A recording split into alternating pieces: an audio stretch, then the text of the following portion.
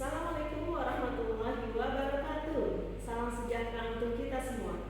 Alhamdulillah, puji syukur pada Tuhan Yang Maha Kuasa atas limpahan nikmat dan karunia-Nya. Pada kesempatan ini saya berada di sini untuk menjelaskan mengenai problematika dan solusi pendidikan di sekolah dasar. Saya alhamdulillah adalah salah satu mahasiswi dari dosen saya yang bernama Dr. Hajah Ihsanah Al-Khuluq MPD. Dan alhamdulillah dengan buku terbitan beliau saya mendapatkan banyak sekali ilmu yang bermanfaat dalam hal ini. Saya di sini atas nama mahasiswi dari Universitas UHAMKA dan alhamdulillah nama saya Iswat Octavia Nuwati. NIM saya 25090899017. Saya berprodi di Pendidikan Dasar S2. Pada kesempatan ini saya akan menerangkan mengenai problematika pendidikan. Menurut Dr. Hajah Al-Khuluq, pendidikan yaitu suatu proses pertumbuhan seseorang dapat menumbuhkan potensi kemampuannya yang ada hubungannya dengan kognitif yaitu pengetahuannya, afektif yaitu sikap, dan keterampilan psikomotorik untuk menghadapi seseorang di masa yang akan mendatang. Dan problematika pendidikan ini adalah problem yang dihadapi pada dunia pendidikan khususnya negara di Indonesia saat ini. Di antaranya yaitu rendahnya mutu akademik, rendahnya efisiensi internal, dan juga rendahnya sistem pendidikan.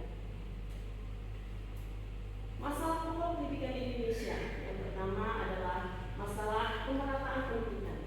Banyak yang kita ketahui bahwa di Indonesia itu banyak sekali masyarakat atau anak-anak yang tidak mendapatkan pendidikan. Maka dari itu kita berjuang untuk bisa memberikan pemerataan pendidikan di seluruh Nusantara Indonesia. Kemudian kedua adalah masalah mutu pendidikan. Mutu pendidikan di Indonesia banyak sekali yang harus kita benahi dalam arti banyak sekali hal-hal yang perlu kita tekankan untuk memajukan mutu pendidikan di Indonesia.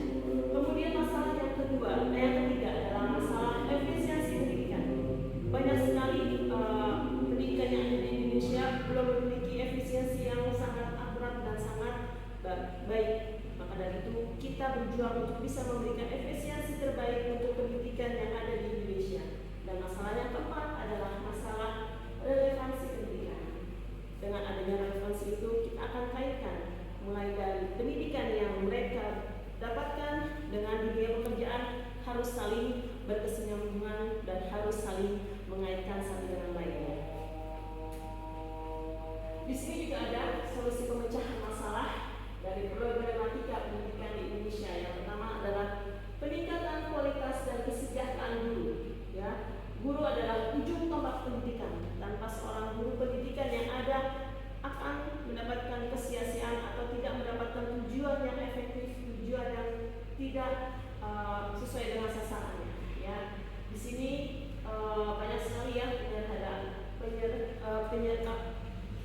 penyederhanaan administrasi, desentralisasi pendidikan guru, pemerataan distribusi dan yang lainnya. Kemudian solusi yang kedua adalah pemerataan akses dan infrastruktur digital. Ya, kesenjangan antara sekolah di kota besar dan di daerah terpencil masih sangat besar. Di sini banyak sekali pemerataan yang harus kita benahi dan mulai mendapatkan akses pendidikan, ya, fasilitas-fasilitas yang harus kita penuhi dan yang lain sebagainya. Kemudian solusi yang ketiga ada yang keempat atau yang ketiga ya, reformasi kurikulum yang fleksibel dan peningkatan anggaran dan tata kelola. Semua ini kita lakukan untuk memberikan solusi terbaik bagi pendidikan yang ada di negara kita, negara tercinta Indonesia. Kemudian banyak sekali ya solusi dan inovasi yang harus kita berikan untuk kemajuan pendidikan yang ada di Indonesia. Yang pertama itu metode pengajaran. Ya, pendekatan inovatif dalam metode pengajaran dapat meningkatkan keterlibatan siswa serta mendorong pembelajaran aktif di dalam kelas. Jadi metode pengajaran yang harus dilakukan oleh seorang guru harus memiliki inovatif atau inovasi yang bagus, inovasi terbaru atau inovasi terkini untuk memajukan kemampuan belajar murid kita di kelas. Kemudian peran guru. Guru sebagai agen perubahan perlu mendapatkan pelatihan dan dukungan untuk mengimplementasikan Jadi guru bukan hanya tugasnya mengajar saja di kelas, banyak sekali hal-hal yang harus dilakukan oleh seorang guru dalam pembentukan karakter, pembiasaan yang baik, kemudian menyadarkan seorang murid bagaimana menjadi seorang murid yang baik, bukan hanya intelektualnya, namun tata krama atau akhlaknya atau tingkah lakunya juga harus baik. Maka dari itu guru harus dibekali banyak hal, terutama dalam pembaruan ilmu yang harus dimiliki oleh seorang guru.